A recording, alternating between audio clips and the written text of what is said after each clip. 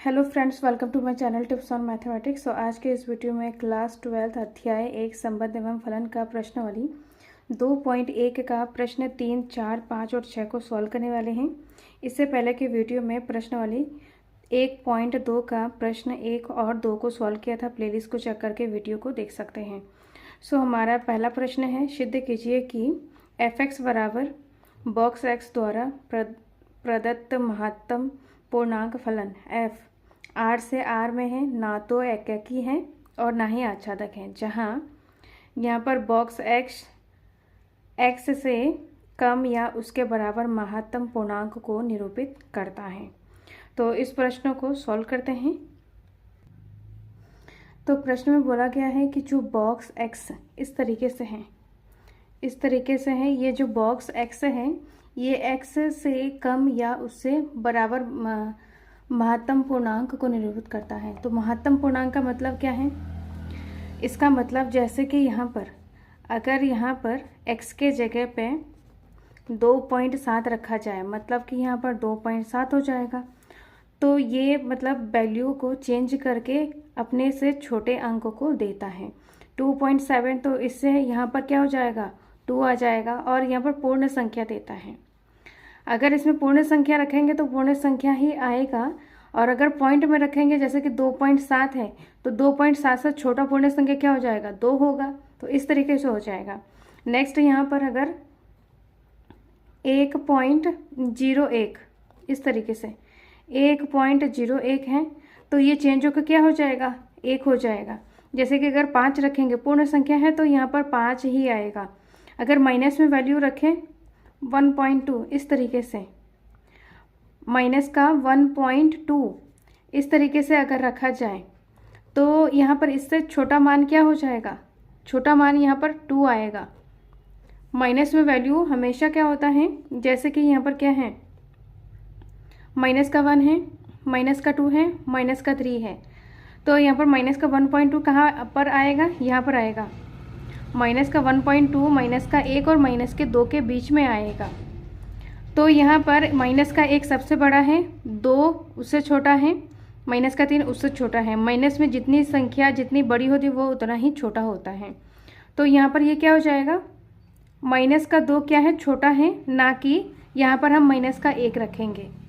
तो इसका आंसर क्या हो जाएगा, माइनस का 2 हो जाएगा और इसमें पूर्ण संख्या ही आएंगी। तो ये प्रश्न में दिया हुआ है। तो f(x) यहाँ पर क्या दिया हुआ है, f(x) बराबर बॉक्स x और जो फंक्शन है R से R में मैपिंग है। तो यहाँ पर हम एकाकी के लिए देखेंगे। तो एकाकी के लिए क्या हो जाएगा,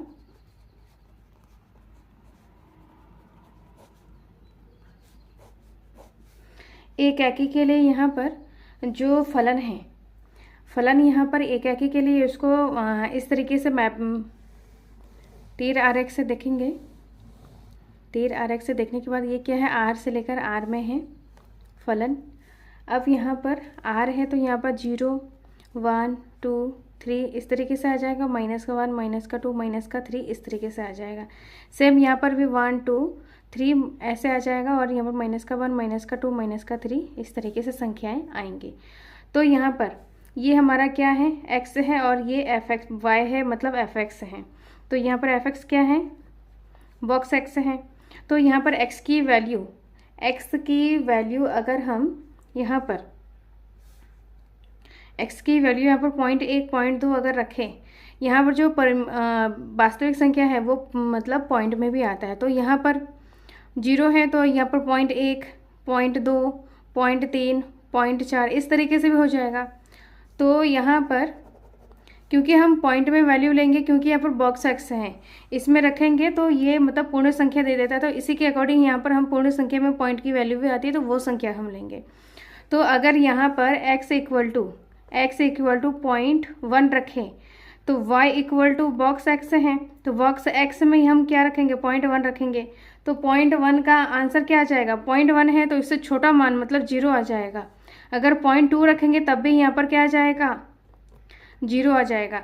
तो 0.1 अगर हम रखेंगे तो इसका आंसर क्या आएगा, बॉक्स x में रखेंगे तो इसका आंसर 0 आएगा। सेम 0.2 का 0 आएगा, 0.3 का 0 आएगा, 0.4 का 0 आएगा। इस तरीके से अगर हम 2.7 रखेंगे 2.7। अगर 2.7 रखेंगे तो क्या आएगा इसका आंसर? इसका आंसर आएगा 2। 2.4 रखेंगे तब भी 2 आएगा।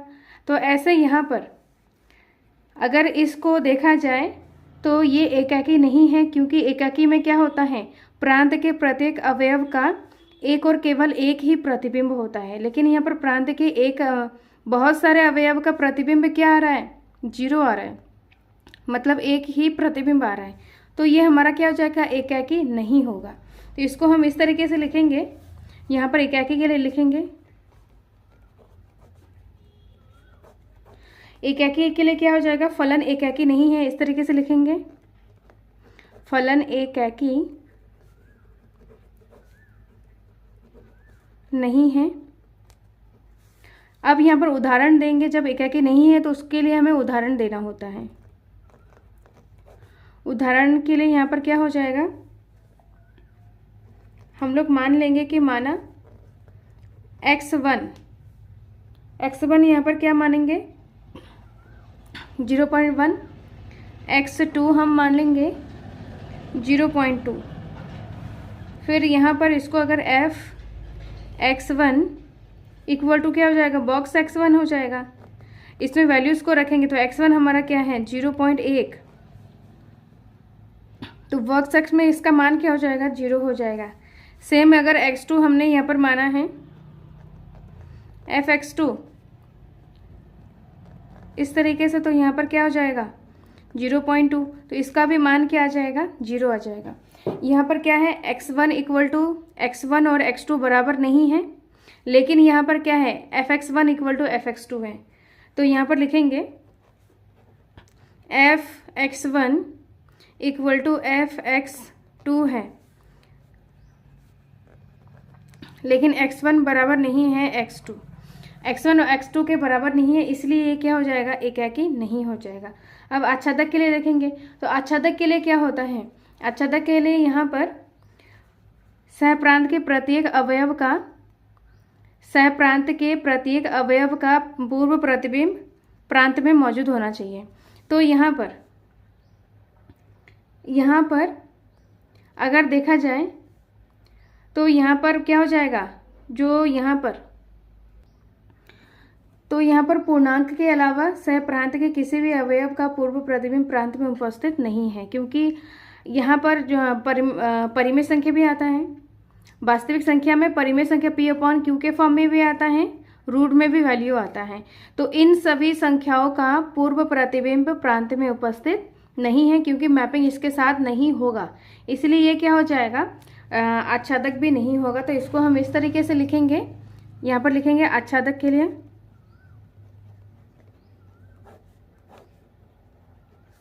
आच्छादक के लिए लिखेंगे यहाँ पर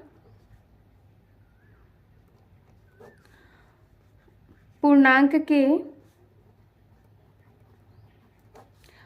के अलावा सहप्रांत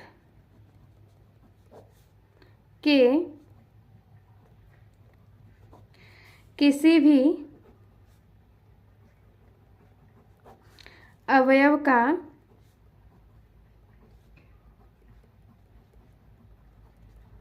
पूर्व प्रतिबिंब प्रांत में उपस्थित नहीं है। अतः फलन क्या हो जाएगा? आच्छादक नहीं होगा। तो यहाँ पर क्या हो जाएगा? फलन आच्छादक नहीं होगा। तो इसको हमें इस तरीके से सॉल्व करना है। तो यहाँ पर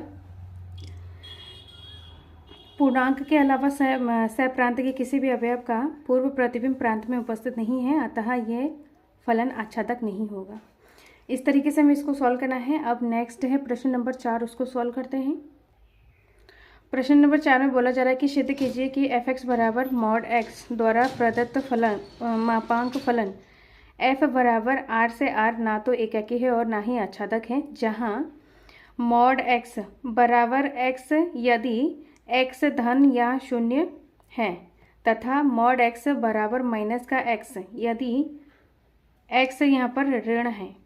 तो तो इसको सॉल्व करते हैं। सेम यहाँ पर प्रश्न है, लेकिन यहाँ पर एफ एक्स क्या है, बॉक्स एक्स था, इसमें मॉड एक्स है। तो इसको सॉल्व करते हैं।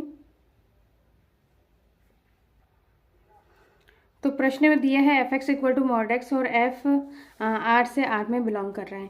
तो सबसे पहले हम समझेंगे कि मॉड एक्स का मान मतलब क्या होता है। अगर यहाँ पर एक्स की वैल्यू यहाँ पर -1 रखेंगे तो यहाँ पर y equal to f x है, मतलब f x equal to mod x है। तो एफ एक्स का मतलब होता है y, तो y इक्वल टू क्या हो जाएगा, यहाँ पर -1 रखेंगे तो यहाँ पर क्या हो जाएगा, 1 आ जाएगा इसका मान। कहने का मतलब माइनस में जितने भी सारे वैल्यूज़ हैं उसका मान यहाँ पर क्या हो जाता है, प्लस में हो जाता है। अगर यहाँ पर -2 रखेंगे तो +2 आ जाएगा। कहने का मतलब मॉड लगाने के बाद किसी भी संख्या का ऋणात्मक मान वो प्लस में बदल जाता है।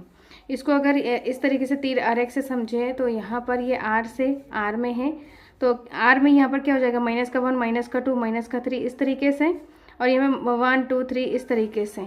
यहाँ पर भी सेम -1 -2 और यहाँ पर 1 2 3 इस तरीके से आ जाएगा। तो यहाँ पर अगर -1 रखेंगे तो उसका आंसर क्या आ जाएगा, 1 आ जाएगा।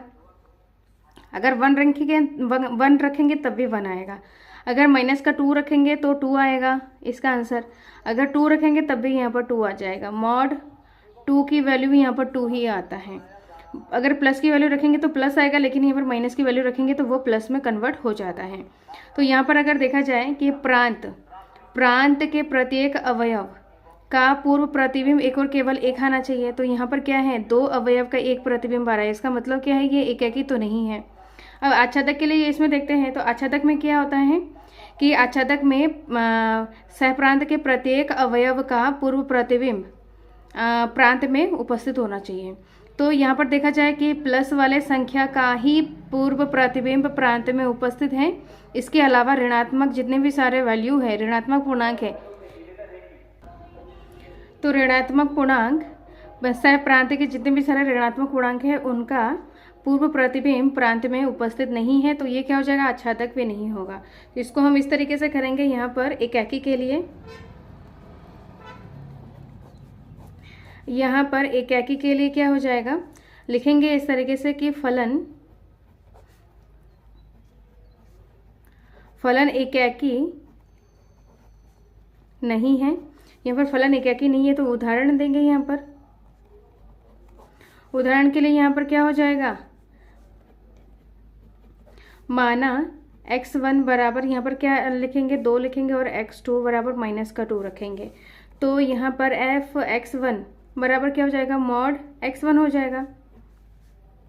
तो मॉड x1 यहाँ पर 2 है, 2 का मॉड यहाँ पर 2 आता है। सेम एज इट इज़ यहाँ पर x2 रखेंगे तो यहाँ पर मॉड का x2 और यहाँ पर माइनस का 2 है, मॉड करेंगे तो यहाँ पर 2 आएगा। तो यहाँ पर f(x1) इक्वल टू f(x2) तो है, f(x1) इक्वल टू f(x2) है, लेकिन यहाँ पर x1 does not equal x2 है, इसलिए ये क्या हो जाएगा, हमारा एकाकी नहीं होगा। अब हम आच्छादक के लिए चेक करते हैं।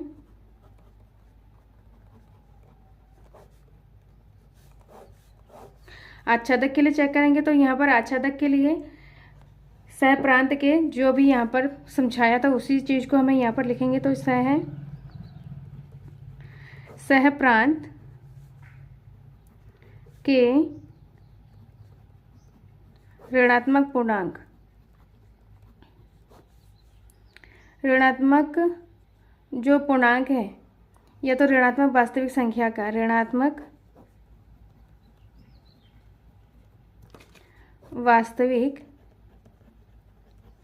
संख्या का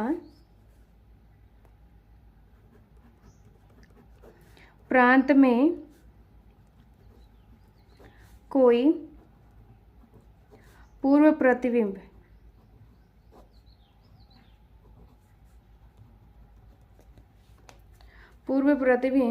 विद्यमान नहीं है, उपस्थित नहीं है।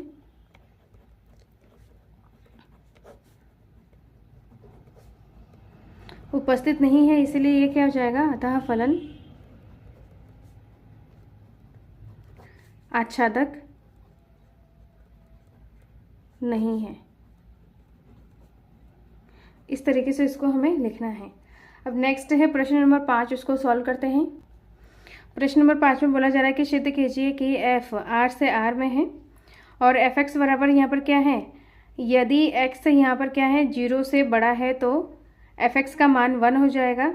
यदि x 0 के बराबर है तो fx यहाँ पर 0 के बराबर होगा।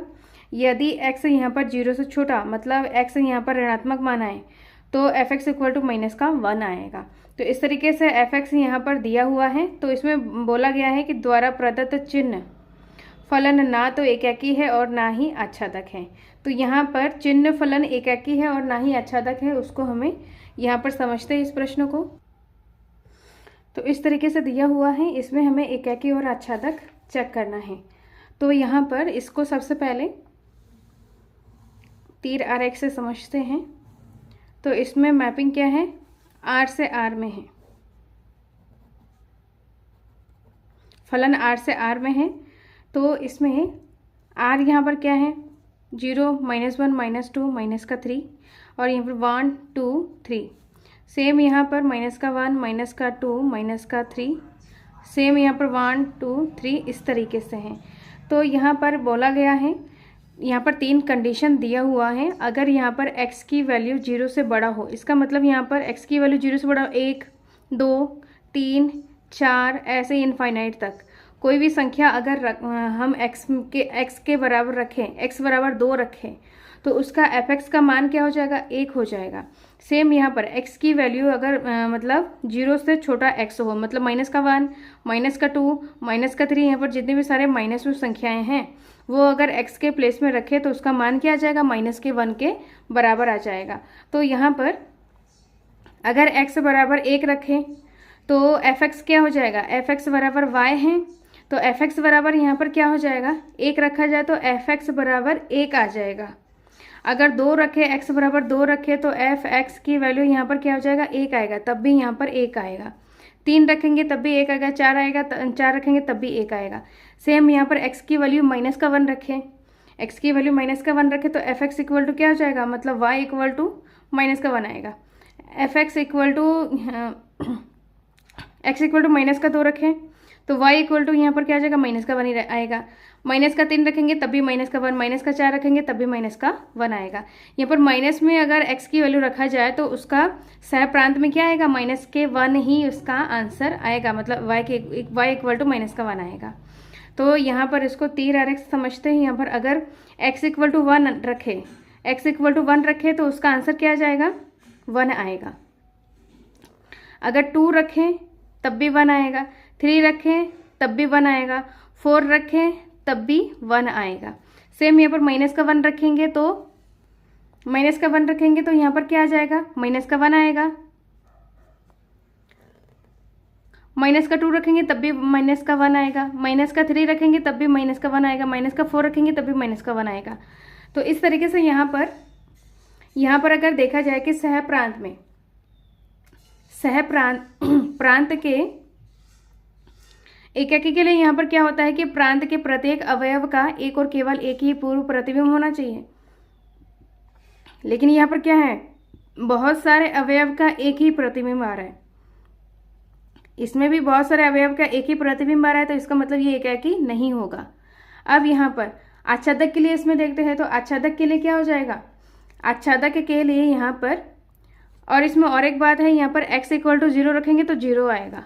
इस तरीके से आच्छादक के लिए यहाँ पर क्या हो जाएगा, वास्तविक संख्या में -1, 0 और 1 को छोड़कर, -1, 0 और 1 को छोड़कर सभी मतलब जो संख्याएं हैं R में, जितनी भी सारे संख्याएं हैं उन सभी संख्याओं का पूर्व प्रतिबिंब प्रांत में उपस्थित नहीं है, इसलिए ये क्या हो जाएगा, आच्छादक नहीं होगा। तो इसको हम इस तरीके से लिखेंगे। यहाँ पर लिखेंगे एकाकी के लिए चेक करेंगे तो एकाकी के लिए यहाँ पर लिखेंगे कि फलन एकाकी नहीं है, फलन एकाकी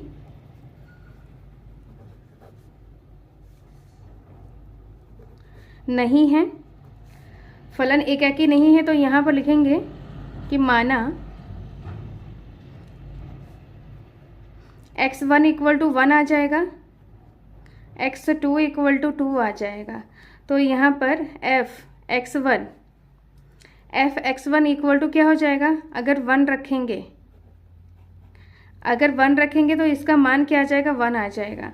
सेम यहाँ पर एफ एक्स टू, तो F2 हो जाएगा। तो F2 की वैल्यू यहाँ पर क्या है, F2 की वैल्यू यहाँ पर 1 ही है। तो इस तरीके से यहाँ पर f x one equal to f x two है, लेकिन यहाँ पर x1 does not equal to x2 है।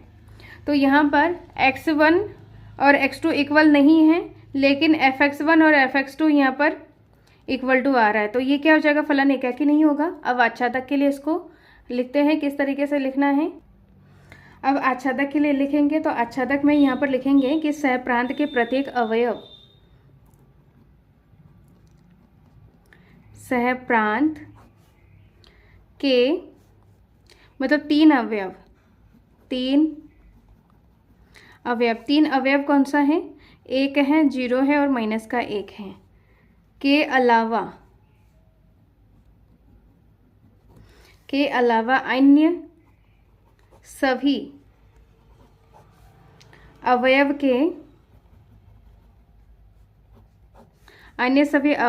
के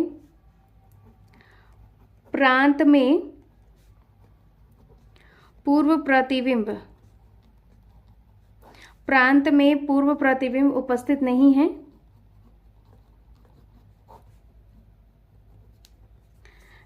है, अतः फलन एकाकी नहीं है। तो इस तरीके से क्या हो जाएगा, फलन एकाकी नहीं होगा। तो इसको हमें सेम इसी तरीके से सॉल्व करना है। अब है लास्ट प्रश्न इस वीडियो का, जो कि प्रश्न नंबर 6 है, उसको सॉल्व करते हैं। अब लास्ट प्रश्न है प्रश्न नंबर 6। तो इसमें 6 में बोला जा रहा है कि मान लीजिए कि a बराबर 1 2 3, b बराबर 4 5 6 7, यहाँ पर क्या है, ये समुच्चय दिया हुआ है, और यहाँ पर f भी दिया हुआ है, जो क्रमित युग्म के रूप में यहाँ पर फलन भी दिया हुआ है, 1,4 2,5 3,6।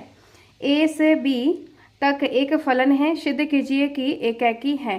तो इसमें हमें बताना है कि ये एकाकी है। तो इसको सॉल्व करते हैं। तो प्रश्न में इस तरीके से दिया हुआ है। अब यहाँ पर इसको तीर आरेख से समझते हैं। इसमें फलन दिया हुआ है, ये a है और ये b है, f है यहाँ पर। तो 1 का 4 के साथ है, यहाँ पर a में 1 2 3 है, b में है 4 5 6 7, 1 का 4 के साथ है और 2 का 5 के साथ है और 3 का 6 के साथ है, इस तरीके से हैं।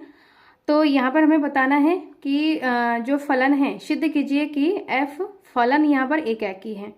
तो यहाँ पर साफ तौर से पता चल रहा है कि ये फलन एकाकी है, क्योंकि एकाकी होने का जो कंडीशन है वो क्या है, यहाँ पर जो प्रांत के प्रत्येक अवयव का एक और केवल एक ही प्रतिबिंब होना चाहिए, जो कि इसमें है। तो ये फलन हमारा क्या हो जाएगा, एकाकी हो जाएगा। तो इसको हम इस तरीके से लिखेंगे, यहाँ पर लिखेंगे एकाकी के लिए, यहाँ पर लिखेंगे प्रांत के प्रत्येक अवयव का सह प्रांत में एक और केवल एक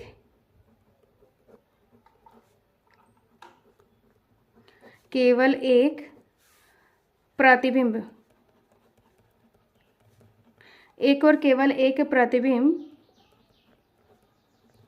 उपस्थित है, अतः फलन एकाकी है। तो इस तरीके से हमें इसको एकाकी सिद्ध करना है, जो कि इसमें साफ तौर से बताया, मतलब दिया हुआ है। यहाँ पर पता चल रहा है कि ये एकाकी फलन है। तो इस तरीके से इसको सॉल्व करना है। सो नेक्स्ट वीडियो में हम आगे के प्रश्न नंबर 7 8 और 9 को सॉल्व करने वाले हैं। इस वीडियो में कोई डाउट हो, कोई क्वेश्चन पूछना हो तो कमेंट बॉक्स में कमेंट करें। वीडियो अच्छा लगे तो लाइक शेयर सब्सक्राइब करें। सो मिलते हैं नेक्स्ट वीडियो में। Thank you so much.